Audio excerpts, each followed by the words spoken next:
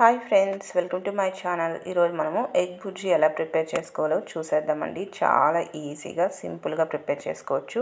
Taste కూడా చాలా బాగుంటుంది. దానికోసం ముందుగా స్టవ్ మీద ప్యాన్ పెట్టుకొని 1.5 టేబుల్ స్పూన్ వరకు ఆయిల్ యాడ్ చేసుకోండి.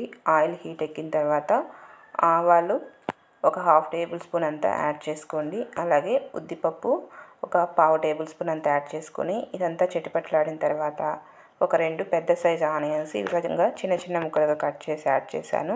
కరివేపాకు రెమ్మలు ఫ్రెష్గా ఉన్నది ఒక 10 వరకు యాడ్ చేసి ఇదంతా కూడా చక్కగా ఫ్రై అయ్యేంతసేపు ఫ్రై చేసేసుకోవాలి.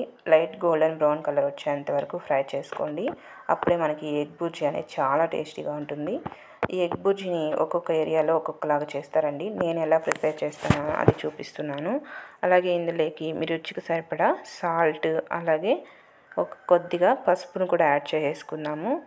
ఈ విధంగా సాల్ట్, పసుపు కూడా యాడ్ చేసి ఇదంతా కూడా ఒకసారి బాగా కలిసేలాగా కలిపేసుకొని ఈ ఆనియన్స్ అంతా కూడా చక్కగా ఫ్రై అయ్యేంత వరకు ఫ్రై చేసేసుకోవాలి. ఈ ప్రిపేర్ చేసుకున్న ఎగ్ బుర్జీ చపాతీ లేదా సైడ్ డిష్ పప్పు, రసం ఇలాంటి వాటికి చాలా బాగుంటుంది.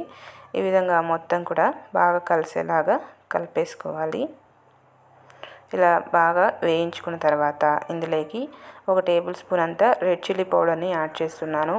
మీరు కారం ఎంత తినగలరో చూసుకొని దాన్ని బట్టి రెడ్ చిల్లీ పౌడర్ని యాడ్ చేసుకోండి. మేమైతే కొంచెం స్పైసీ ఎక్కువే తింటాము. దానికోసమని red chilli powder 1 table spoon వరకు యాడ్ చేసి ఇదంతా కూడా బాగా కలిసేలాగా కలిపేసుకున్నాను.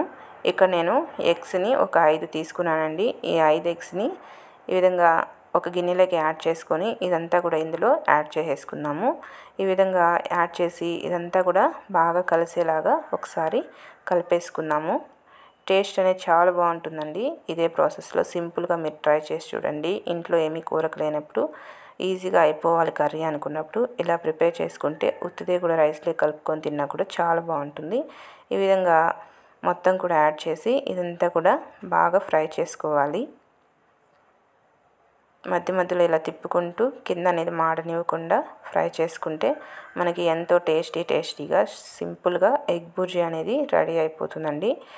ఈ విధంగా మధ్య మధ్యలో తిప్పుకుంటూ వేడిగా సర్వ్ చేసుకుంటే రైస్లోకి, చపాతీలోకి అన్నిటిలోకి కూడా చాలా బాగుంటుంది.